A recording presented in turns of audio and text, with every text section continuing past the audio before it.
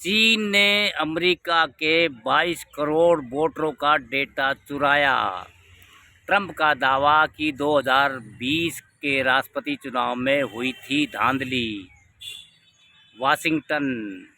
IANS।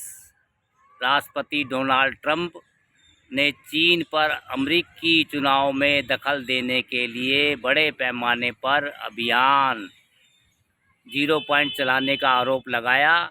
उन्होंने कहा कि बीजिंग उनके राष्ट्रपति पद को कमज़ोर करना चाहता है और लाखों अमेरिकी वोटरों का रिकॉर्ड हासिल करना चाहता है। अमेरिकी राष्ट्रपति ने दावा किया कि वह अमेरिकी इंटेलिजेंस कम्युनिटी के अंदर अपनी गतिविधियों को छिपाना चाहता है। व्हाइट हाउस से राष्ट्र के नाम टेलीविज़न पर प्रसारित संबोधन में ट्रंप ने चुनाव सुरक्षा से जुड़े खुफिया दस्तावेजों को तत्काल प्रभाव से सार्वजनिक करने की घोषणा की। उन्होंने दावा किया कि इन दस्तावेजों से अमेरिका की चुनाव व्यवस्था में चौंकाने वाली कमियां सामने आई है और इनमें वर्षों तक अमेरिकी राजनीति को प्रभावित करने के लिए चीन के कथित प्रयासों का भी विवरण है।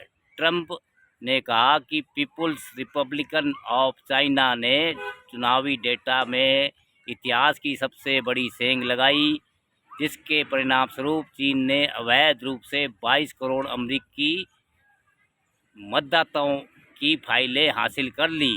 उन्होंने दावा किया कि इन रिकॉर्ड्स के अनुसार चुराए गए डेटा में मतदाताओं के नाम, पते, फ़ोन नंबर, राजनीतिक दल की प्राथमिकता और अन्य व्यक्तिगत जानकारियां शामिल थी, जिनका इस्तेमाल मतदाता पंजीकरण कराने और अन्य कथित अवैध गतिविधियों के लिए किया जा सकता था। ट्रंप ने आरोप लगाया कि अमेरिकी इंटेलिजेंस एजेंसियों को पहली बार 2020 में पता चला कि 18 राज्यों में करोड़ों वोटर रिकॉर्ड चीन ने खरीदे, चुराए या हैक किए थे। भाई, अमेरिका पावरफुल देश है, पैसे के मामले में, हथियार के मामले में, इंटेलिजेंस के मामले में, हर मामले में पावरफुल है। जब वो चीन पर आरोप लगा रहा है ट्रंप, तो भैया भारत जैसे देश का क्या होगा? यहाँ तो चीन क्या पता नहीं कौन कौन क्या क्या कर रहा होगा, और अमेरिका भी ज़रूर कुछ ना कुछ कर रहा होगा, डेटा चुरा रहा होगा या क्या कर रहा होगा। ये कहना आप समझ सकते हो। जब अमेरिका जैसे इतने पावरफुल देश आरोप लगा रहा है राष्ट्रपति ट्रंप चीन पर, तो भारत का क्या हाल रहा है या हो रहा है दोस्तों, ये आप इससे ही अंदाज़ा लगा सकते हैं।